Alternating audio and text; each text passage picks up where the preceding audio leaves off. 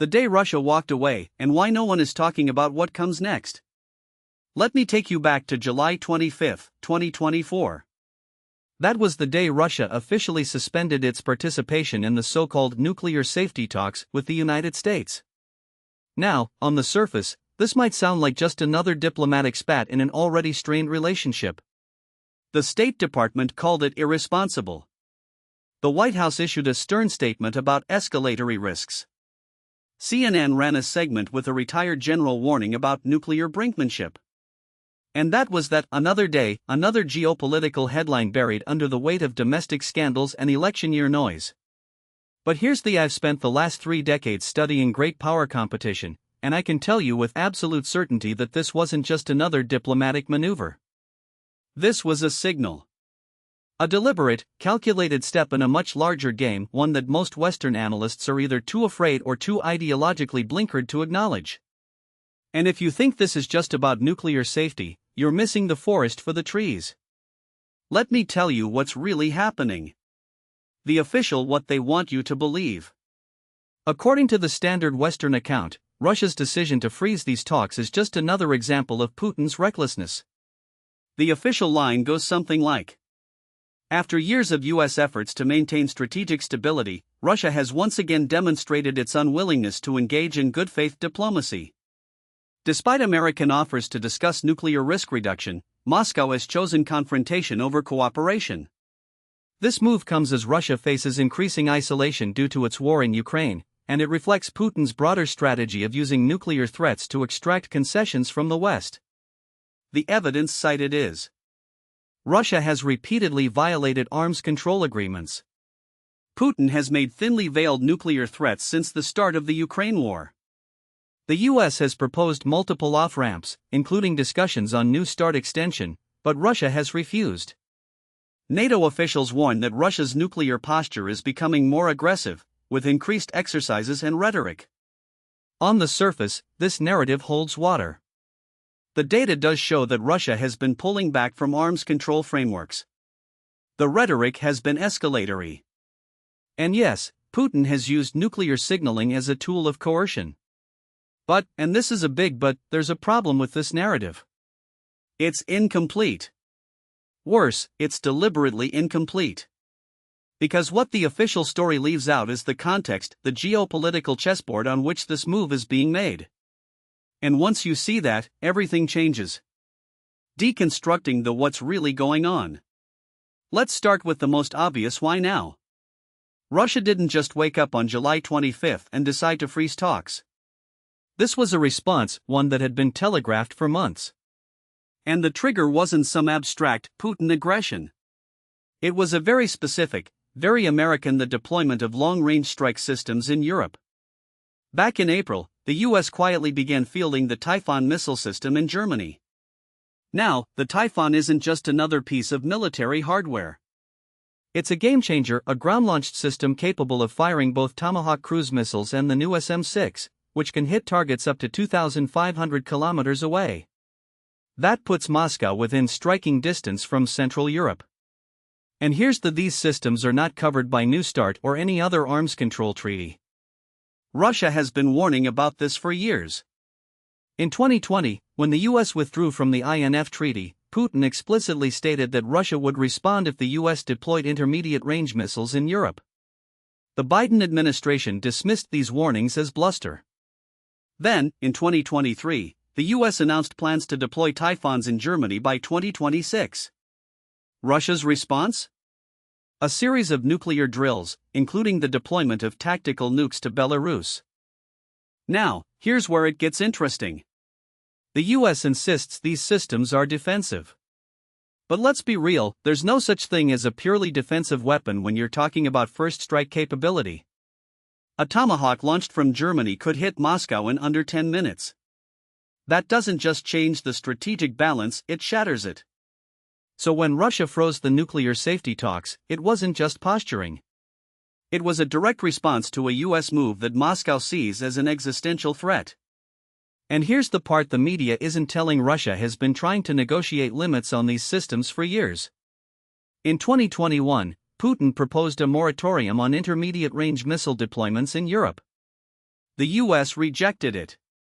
In 2022, Russia included a demand for no NATO action and no offensive weapons near its borders in its draft peace proposals for Ukraine. The US and NATO dismissed it as unacceptable. In 2023, Russia again raised the issue of Typhoon deployments in back-channel talks. The response? Silence. So when the US says Russia is refusing to engage in good faith diplomacy, what they really mean Russia is refusing to accept our unilateral military buildup without compla. And that's not diplomacy. That's diktat. The X did geopolitical the real stakes. Now, let's out. Because this isn't just about missiles in Germany. This is about the end of the post-Cold War order and the desperate, last-ditch effort by the US to preserve its unipolar moment. For the last 30 years, the US has operated under a doctrine of liberal hegemony, the belief that America can, and should, shape the world in its own image through military dominance, economic coercion, and ideological pressure. This was the logic behind NATO action, the Iraq War, the color revolutions, and the pivot to Asia. And for a while, it worked. The US was the sole superpower. The dollar was king.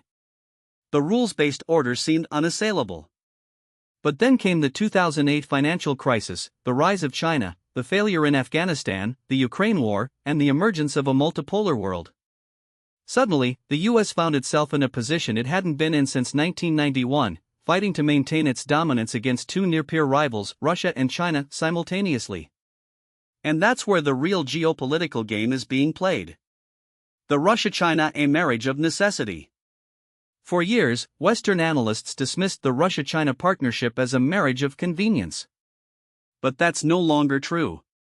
What we're seeing now is a de facto alliance, one that is reshaping the global order. Military cooperation, joint drills, arms sales, and intelligence sharing have reached Cold War levels. Economic integration, trade between Russia and China hit $240 billion in 2023, a 26% increase from the previous year.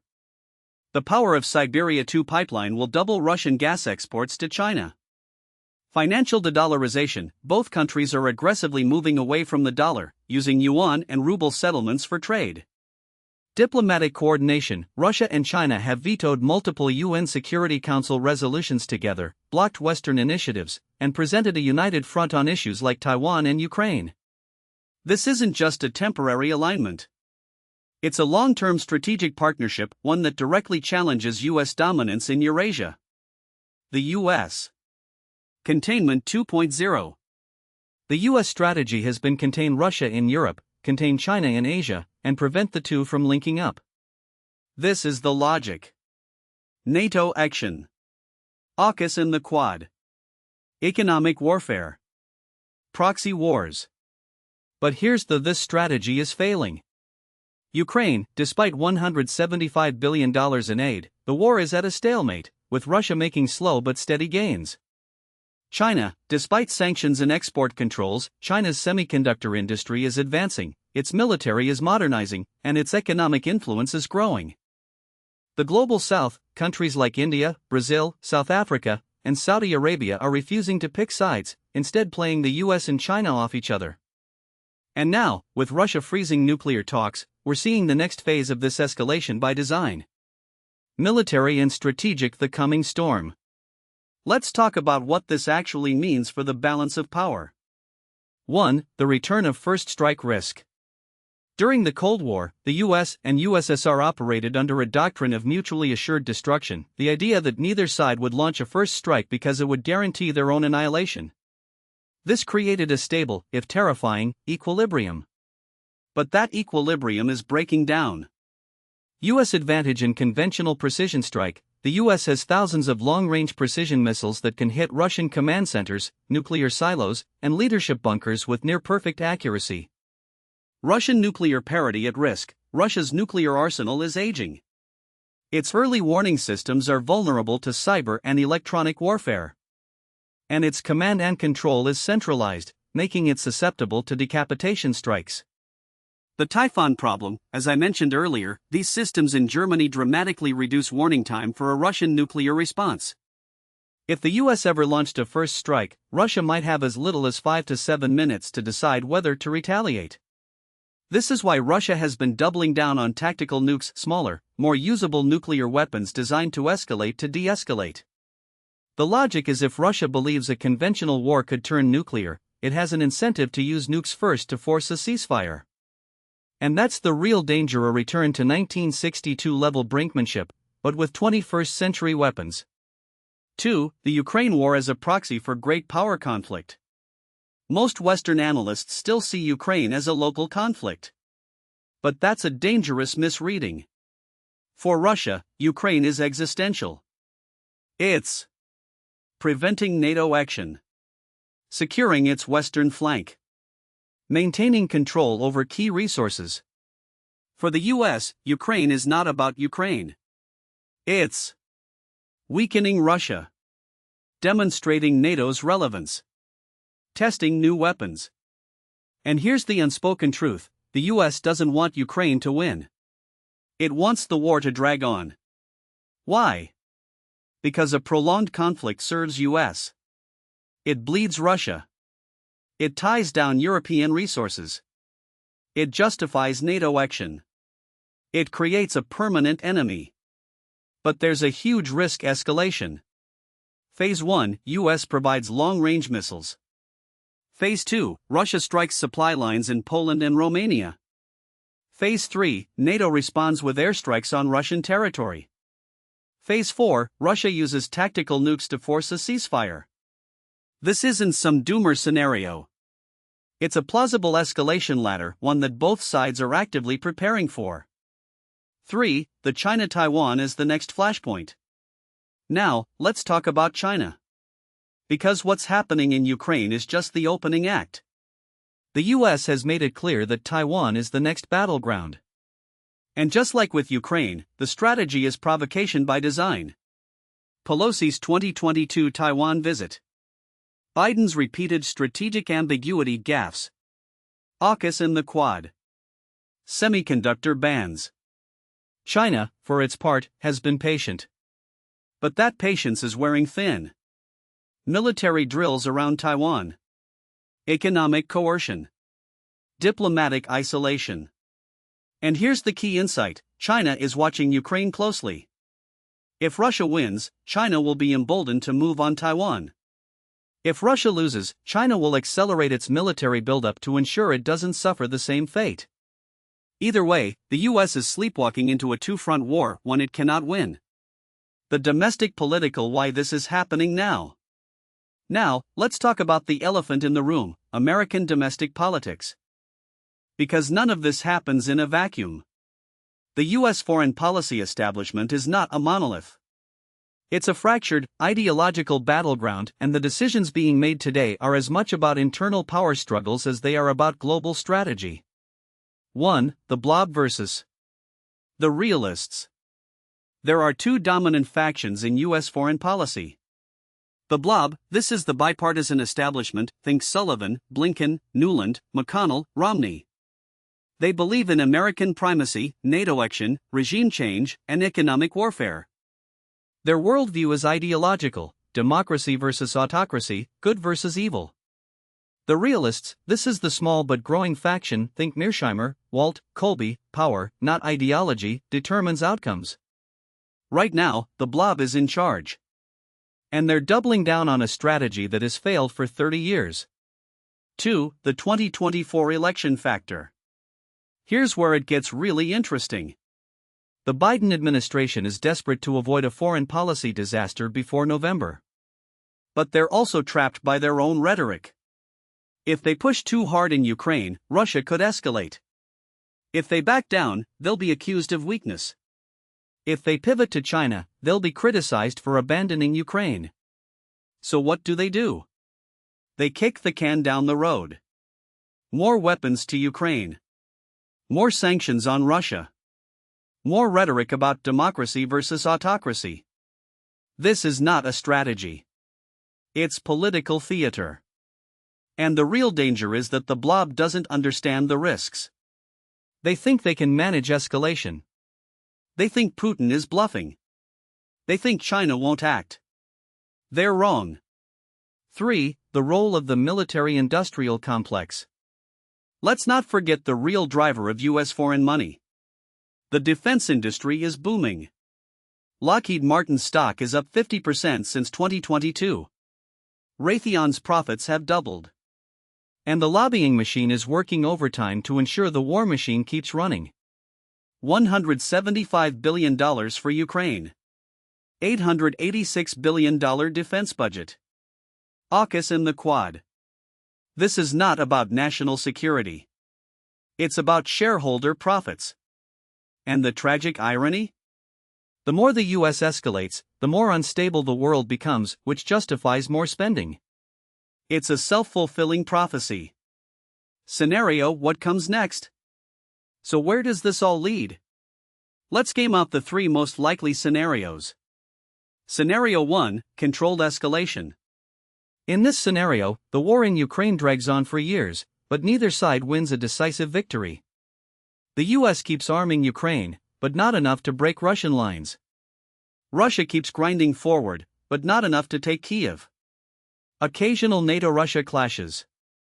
No nuclear use, but constant brinkmanship. Outcome: Europe remains divided. The US stays bogged down in a forever war. China bides its time. Now, what most people don't realize is that this first scenario, controlled escalation, is actually the best-case outcome for the blob. It's the one that keeps the defense contracts flowing, the think tanks funded, and the foreign policy establishment relevant. But it's also the most dangerous, because it assumes that both sides will play by the same unwritten rules of escalation management. And that's a gamble with nuclear stakes. Let me explain why this matters.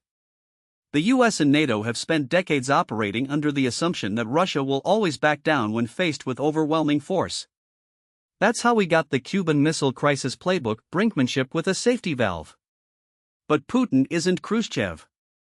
The Soviet Union was a status quo power. Russia today is a revisionist one, and revisionist powers don't play by the old rules. They rewrite them. Here's the uncomfortable: Russia has already crossed several of NATO's red lines in Ukraine, and the alliance hasn't responded in kind. The Kerch Strait incident in 2018? Russia seized Ukrainian ships, and NATO sent a strongly worded statement. The 2022 full-scale invasion? NATO sent javelins and HIMARS, but no direct intervention. The 2023 drone strikes on Moscow? Russia blamed Ukraine, and NATO shrugged. Each time, the West's response has been proportional, measured, and most importantly, predictable. That's not deterrence. That's an invitation. Now, let's talk about Scenario 2, Russian breakthrough. This is the one that keeps Pentagon planners up at night, and it's not as far-fetched as the establishment would have you believe. Picture: after months of grinding attrition, Russia finally cracks the Ukrainian lines in the Donbass. Maybe it's a breakthrough near Chasiv Yar. Maybe it's a collapse in the south near Orikhiv. Whatever the spark, the Ukrainian defense, already stretched thin by manpower shortages and delayed Western aid, suddenly fractures. Russian forces pour through the gap, and within weeks, they're threatening the Dnipro River crossings. What happens next? The US and NATO have two terrible options. Option: escalate with long-range strikes into Russia itself, risking direct war. Option: watch Ukraine collapse, which would be a geopolitical disaster. Neither is palatable, which is why the blob is praying this scenario never materializes. But here's the thing: Russia has been preparing for this moment for years. They've rebuilt their military from the ground up after the failures of 2022. They've mobilized their defense industry, ramped up drone production, and most critically integrated their nuclear forces into conventional planning. That last part is key. When Putin talks about escalate to de-escalate, he's not bluffing. He's signaling that Russia's threshold for using tactical nukes is lower than NATO's. Let me put this in historical context. In 1945, the US used atomic bombs to end a war it was already winning. The message was: we have the ultimate weapon, and we're not afraid to use it. Russia's doctrine today is the inverse. They're losing, or at least not winning, in Ukraine, and they're signaling that they're willing to go nuclear to change the calculus. That's not just a bluff. It's a fundamental shift in how great powers fight wars. Now, Scenario 3, the Great Pivot. This is the one that the China hawks in Washington don't want to talk about, but it's the most likely long-term outcome. Picture by late 2025, the war in Ukraine is a frozen conflict. Russia holds the Donbass, Crimea, and a land bridge to the south. Ukraine is a rump state, heavily armed but economically shattered. Europe is divided, Poland and the Baltics are on a permanent war footing, while Germany and France are quietly pushing for negotiations. And the US? It's pivoting to Asia. This is where you're not paying attention, and we're taking what we want. But here's where it gets really dangerous. If Russia moves on Moldova, NATO has to respond. But how? The alliance is already stretched thin. The US is bogged down in Ukraine, Europe is dealing with its own energy and migration crises, and China is watching closely. This is the moment when the blob strategy of strategic ambiguity collapses. Either NATO draws a line in the sand and risks war, or it backs down and cedes the initiative to Russia. Neither option is good. Let me out for a second. The real story here isn't just about Ukraine or Moldova. It's about the end of the unipolar moment. For 30 years, the US has been the sole superpower, and it's acted like it. We've extended NATO to Russia's borders, bombed countries at will, and assumed that our economic and military dominance would last forever. But that era is over. Russia, China, Iran, and North Korea are all pushing back. They're forming alliances, building alternative financial systems, and most importantly, developing the military capabilities to challenge US dominance. The uncomfortable truth is that the US is not prepared for this new world. Our military is optimized for counterinsurgency and regime change, not great power competition. Our economy is dependent on debt and consumption, not production. And our political class is still stuck in the 1990s, when the US could dictate terms to the rest of the world.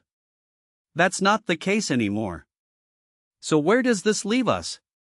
In a very dangerous place. The blob strategy of controlled escalation in Ukraine is a gamble that Russia will play by the old rules. But Russia isn't playing by the old rules. They're playing by the rules of the 21st century, where nuclear powers don't back down, where economic warfare is as important as military force, and where the US is no longer the sole arbiter of global order. The next major move isn't just about Ukraine. It's about whether the US and NATO are willing to accept a multipolar world or whether they'll risk everything to preserve their fading dominance. And that, my friends, is the question that will define the next decade. Now, what most people don't realize is that this isn't just a foreign policy crisis, it's a domestic political earthquake waiting to happen. The blob, as I've called it, has spent decades insulating itself from accountability, but the cracks are starting to show. And when they do, the backlash won't just come from the usual suspects on the fringes. It'll come from the heart of the American political system itself. Let me explain why this matters.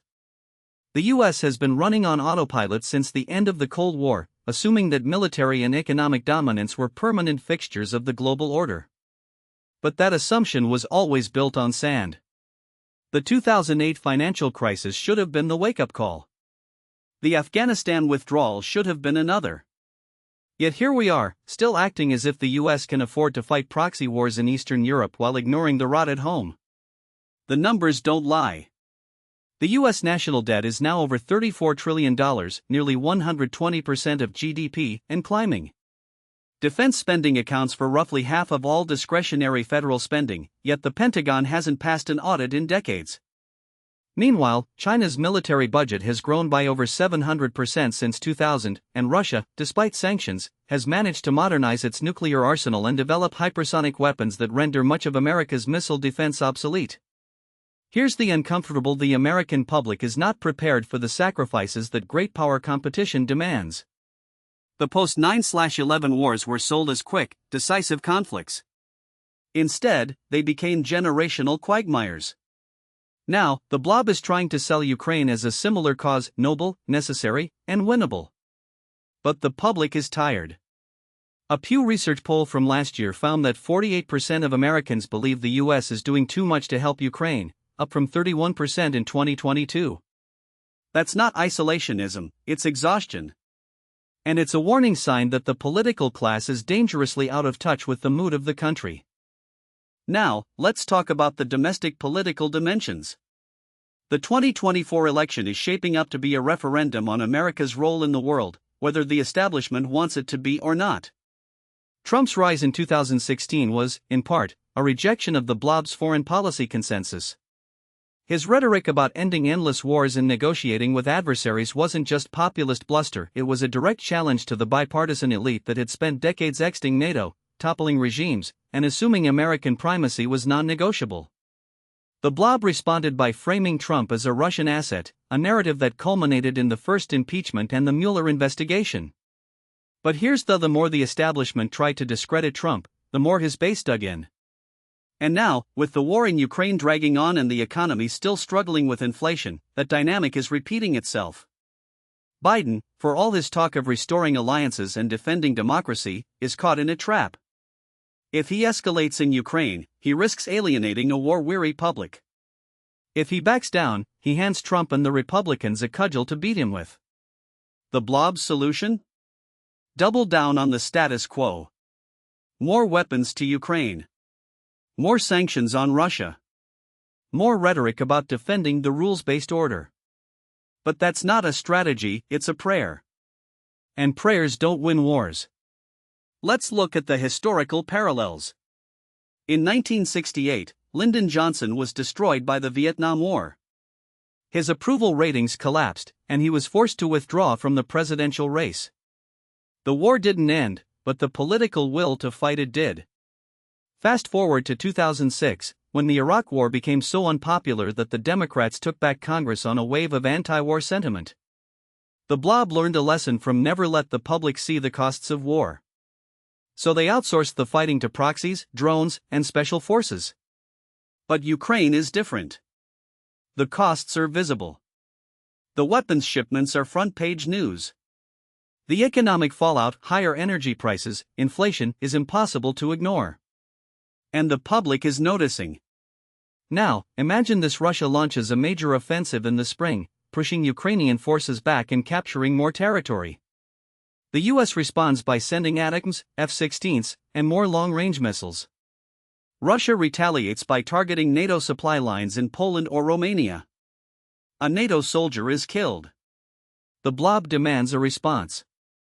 The public, already skeptical, starts: why are we risking World War III over a country that isn't even in NATO? That's when the political dam breaks. Here's where it gets really dangerous. The blob's response to domestic dissent has always been to delegitimize it. In the 1960s, anti-war protesters were called communists. In the 2000s, they were called traitors. Today, anyone who questions the Ukraine narrative is labeled a Putin apologist. But that playbook only works when the public trusts the establishment. And trust is eroding.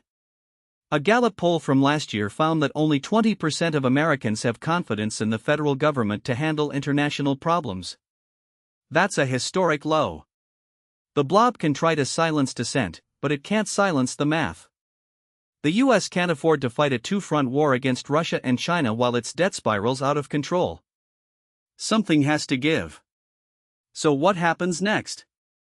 I see three possible scenarios, none of them pretty. The first is the most: a slow-motion collapse of political will. The US continues to arm Ukraine, but the aid becomes more conditional, more tied to Ukrainian concessions. The blob frames this as a diplomatic solution, but in reality, it's surrender by another name. Russia consolidates its gains, Ukraine is left as a rump state, and the US declares victory while quietly accepting defeat. The problem? The rest of the world sees it for what it is. China takes notes. Iran takes notes. And the next time the US tries to draw a red line, no one believes it. The second scenario is more: a sudden escalation that forces the US to either back down or go all in. Imagine a Russian strike on a NATO logistics hub in Poland, or a cyber attack that takes down a US power grid. The blob's instinct will be to retaliate, but the public's reaction will be unpredictable. If the attack is framed as an act of war, the pressure to respond will be immense.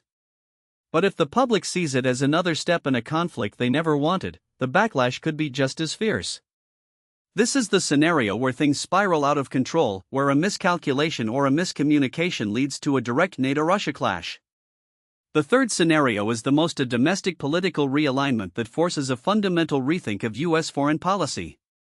This could come from the left, with figures like Bernie Sanders or AOC pushing for a new non-interventionist consensus. Or it could come from the right, with Trump or a Trump-like figure promising to end the forever wars and negotiate with adversaries.